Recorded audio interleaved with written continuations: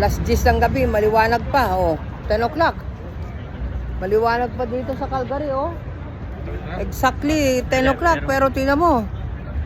Maliwanag pa. Tatawid tayo. Yun yung yun yung Calgary Tower, which is parang kapareho ng Stratosphere sa Las Vegas. Oh, alas 10 ng gabi. Liwanag pa. Yeah, okay.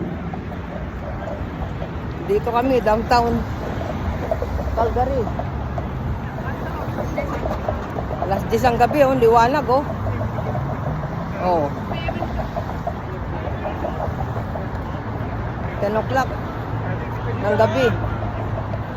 Liwanag pa.